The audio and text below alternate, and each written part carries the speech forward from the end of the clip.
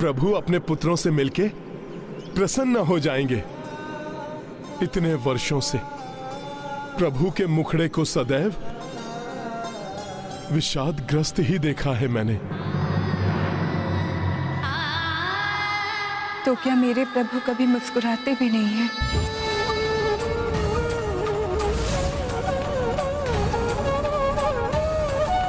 माता, क्या मेरे रघुनंदन के श्रीमुख पर हास परिहास के कोई चिन्ह नहीं दिखाई देते?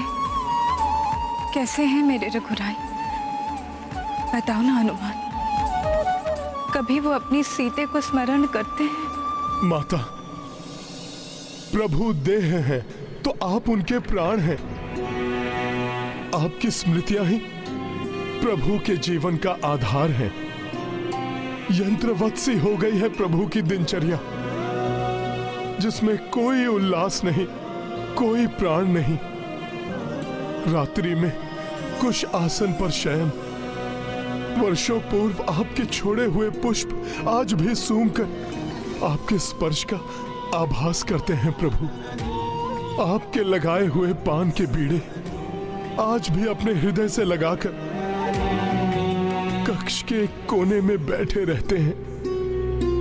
प्रभु का जीवन जल बिन मीन सा हो गया है।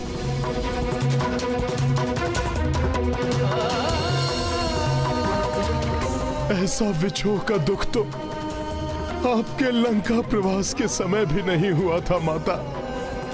माता, और कब तक ये विछोह रहेगा? माता, अब तो लव कुश भी बड़े हो गए हैं।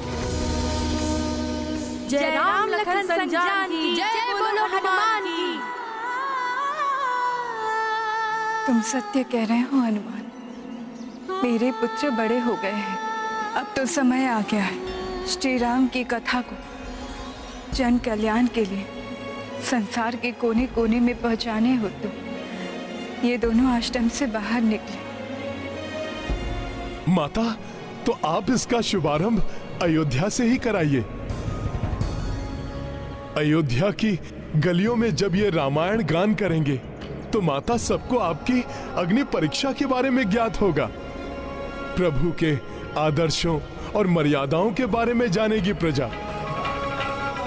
आप दोनों के महान त्याग को समझ पाएंगे सब।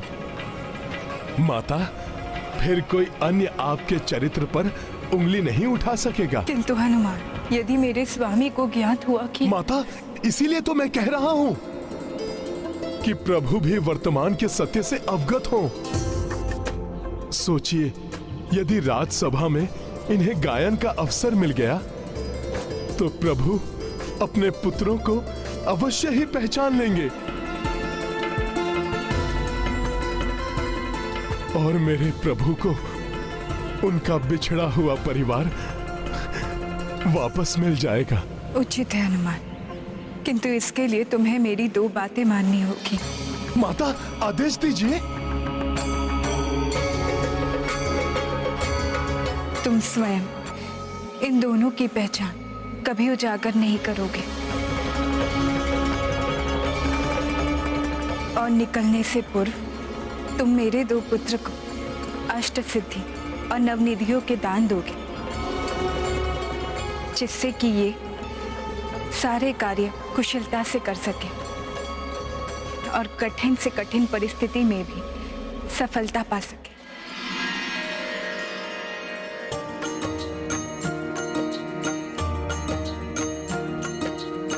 कपिदेवों का ध्यान जो धारे, इंद्र सहित सब देव पधारे।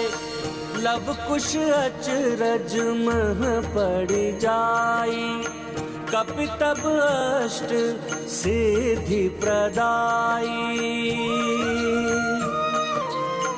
अनिमा महिमा एत्सवा वत्सवा, तुम्हारा कल्याण हो पुत्र। प्राप्ति प्रकम्य लव कुश दो, तेज प्रदीप्ता हर्षित ममता मई मां सीता।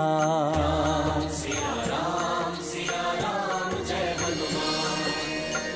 हनुमत आभाने श्री लक्ष्मी बन निमित्त नवनिधि प्रदाई पंकज शंख मगर व चमेली मणिनीलम इत्यादि भी देई चक्षु खोली देखी हनुमाना देवता सबहु अंतर ध्याना नभ सुमन वर्षा बरसाई सीता लब कुश कोदि बधाई।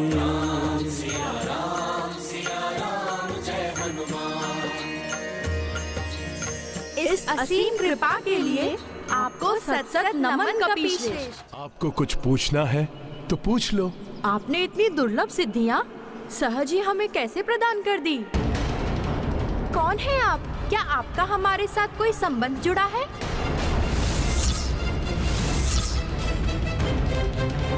मैं कौन हूँ और क्या संबंध है हमारा, उचित समय आने पर सब ज्ञात हो जाएगा तुम दोनों को।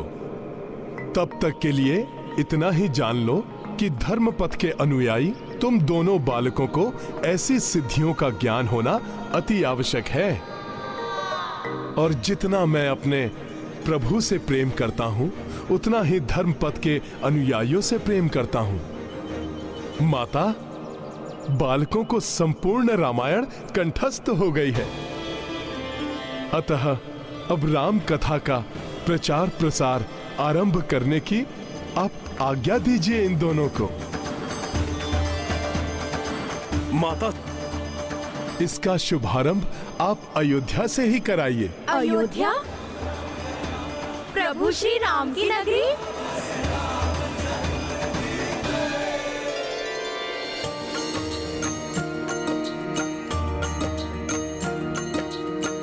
नगर नगर भारत में जाते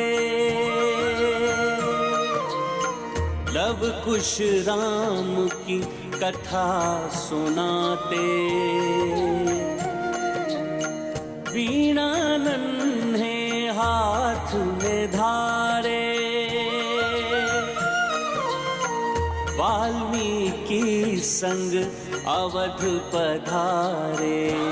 सिया राम जय हनुमान, राम सिया राम जय हनुमान। अयोध्या नगरी का मुख्य द्वार।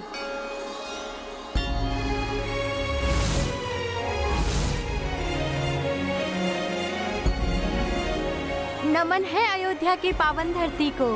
जय सिया राम।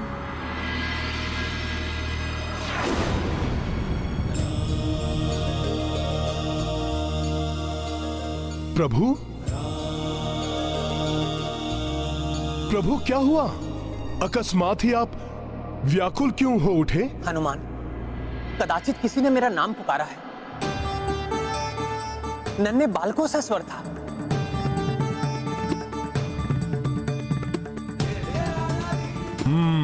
प्रभु का विषाद मिटाने के लिए, इनके चेहरे पर मुस्कान लाने के लिए प्रिय लवकुश के नन्हे पांव अयोध्या में प्रविष्ट हो चुके हैं।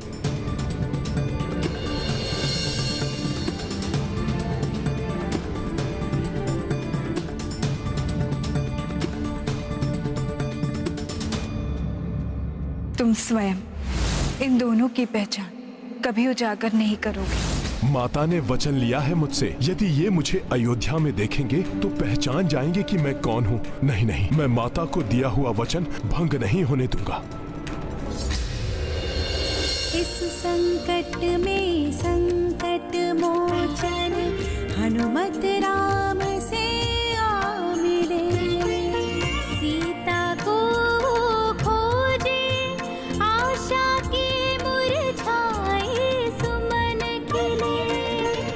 लंका पहुँचे अवध बिहारी दुष्ट दशानन को संहारी। अग्नि परीक्षा तब दे माई अब अवध नरेश बने रघुराई। सियावर रामचंद्र की जय। लक्ष्मण, इन मुनि कुमारों के मधुर गायन ने हृदय को एक अप्रतिम सा सुख प्रदान किया है। इन्हें बुलाओ और विनती करो कि ये मेरे लिए पुनः ये गायन प्रस्तुत करें। अवश्य भैया।